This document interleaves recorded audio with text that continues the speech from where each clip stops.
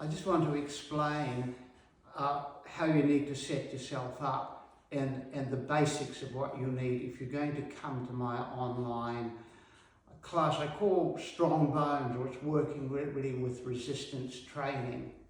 So the first thing we need is we need to be able to see all of you on the screen, and because I'll be giving people feedback in the class, I'll look at what you do and I'll give feedback there.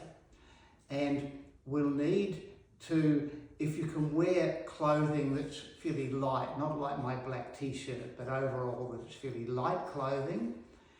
And then we need to have the light in front of you, not behind you. So if you're doing it and you've got a window behind you or a light behind you, I won't be able to see you clearly.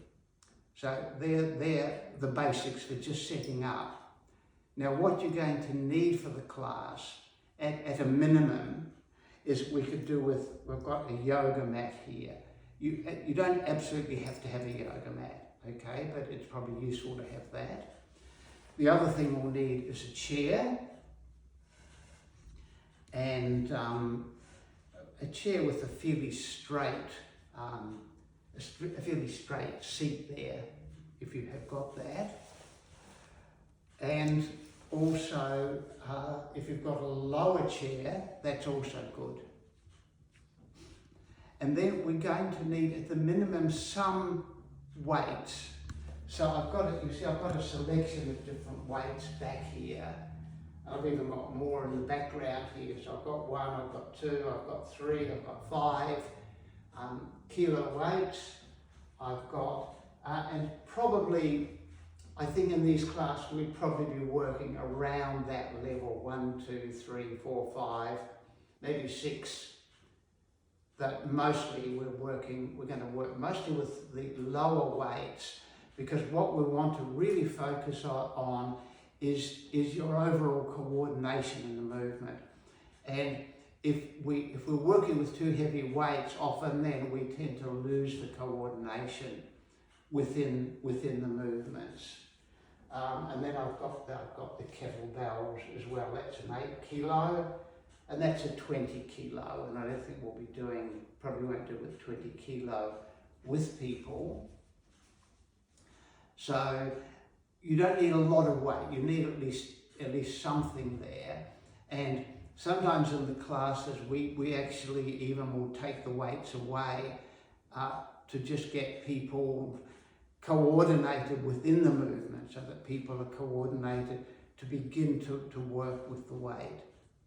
Now the other thing that it would be good to have is a resistance band. And so I've got, this is a resistance band here, and this here is what we call a door anchor. And so we don't absolutely need to have that. It would be good, because I can potentially put the resistance band, for example, if I want to use that, around a door handle, so that I'm able to do some pulling on that. But if we've got the door anchor, and that's the door anchor here, you've got a good picture of that? Yeah. It costs 13 Australian dollars. So they're not expensive there. And then what we can do with those is we can put them, for example, in a doorway. I can have it at different levels. I can have it right up here. Yep. Or I can have it at sort of waist level. I can have it lower, just to work with. So that's what you'll need to bring to a class. So at least the resistance band. If you haven't got the door anchor, that's okay at this stage.